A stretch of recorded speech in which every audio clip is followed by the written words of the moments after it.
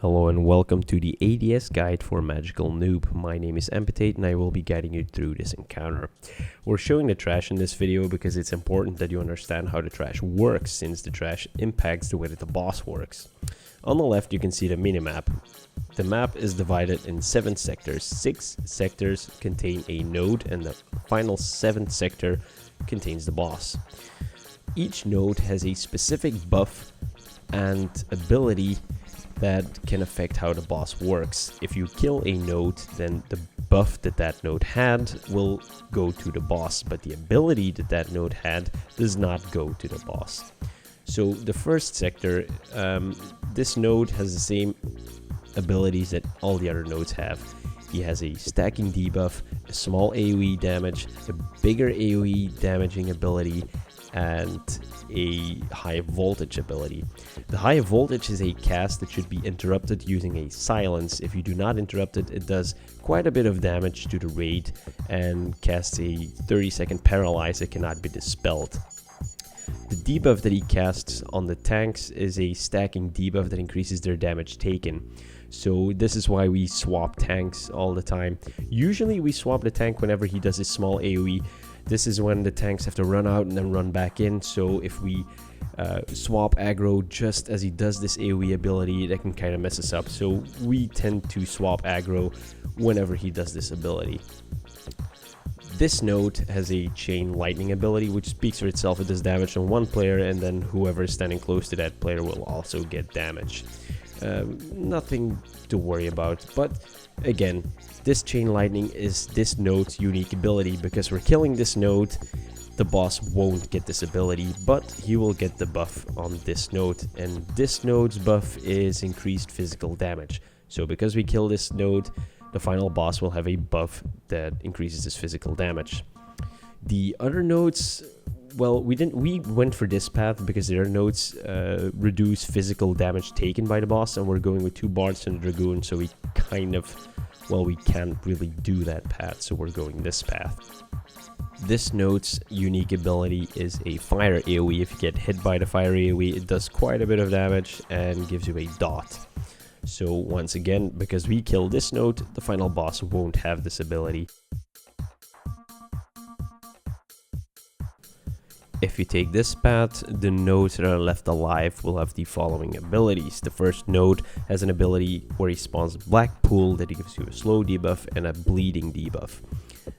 The second boss, second node that we kept alive, has a big area of effect damaging ability that exponentially grows. So it's one layer, and then the second layer, which is a bit bigger, and then a third layer, which is even bigger. If you get hit, you take a bit of damage, but it knocks you back as well, which is kind of annoying.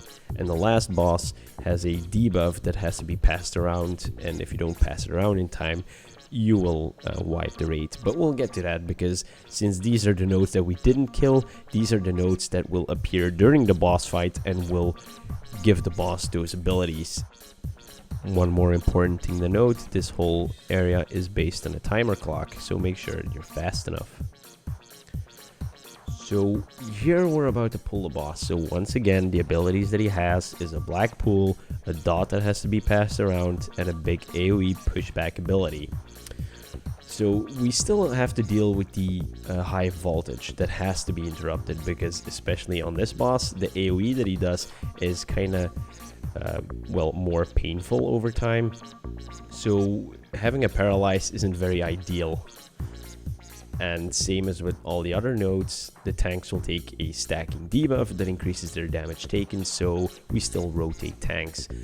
So because we know that we're gonna have to deal with this buff that has to be passed around, the entire raid is kind of spread out, and that's why we're tanking the boss in the corner.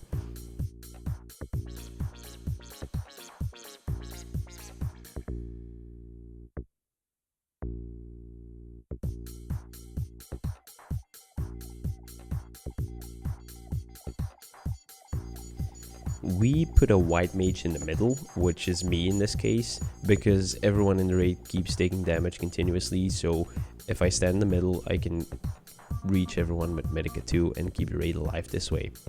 We also make sure that our other healer prioritizes the tanks, because as time goes on, the boss starts to do more damage, and then it might get quite painful. And if you don't have a tank dedicated healer, chances of wiping are pretty high. So this boss just does his laser like it just did now. You can just move out of it. It's just common sense. Once he passes 75% or so, he will spawn one of the remaining nodes that are still alive. So in this case, the first node that he will spawn is the one that gives the debuff, which is called Elegant Rot. At this point, I have Elegant Rot, and I pass it on to Sulfuros, our Bard. So the way that this debuff works is you get the debuff, and it stays on you for 15 seconds. After those 15 seconds, if you haven't passed it on to someone else, the rate will wipe. So with the debuff, you run over another player, and then that player gets the debuff, and you will get a different debuff that prevents you from picking up the debuff again for about 45 seconds. So this is why we need to rotate the debuff through our ranged DPS. This might be a pain if you don't have enough ranged DPS or healers, because if the melee DPS have to start taking the debuff, then there's a chance that the tanks might get it, and it'll just get confusing. So now that we're at 50%, he spawns the second node that was alive, and now he gains that ability as well. We're still dealing with the debuff, but now he will systematically spawn some black pools that give you a slowing debuff and sometimes a bleed debuff. This can be particularly annoying for the tanks, so if one spawns on top of the tanks, it's kind of advisable to reposition the boss a bit if you have to, because if they get slowed just as they have to move out of an AoE, they might take a lot of damage, especially if they have a lot of stacks that increases their damage taken. It might be quite painful, and you'd rather not deal with that, so just move the boss if you have to. Once the boss goes past 25%, this is where the boss gets interesting, because he starts to do a lot more damage and seemingly a lot more raid damage as well. We're still dealing with the debuff that has to be passed around. We still have the black pools that spawned, but now he will also do this massive AoE that does a knockback. In this case, the AoE knockback is kind of annoying because we're still dealing with this debuff. So if someone gets knocked back on top of another player and we pass the debuff around too fast, then we might run out of people to receive the debuff, and then we might wipe the raid. And that's about everything you need to know about this boss. So I hope you enjoyed the video. I wish you the best of luck. And if you need any more help, then feel free to leave a comment in the comment section below. Gunada, Yorick. So the process you and me now. Yeah. Yorick, can I heal?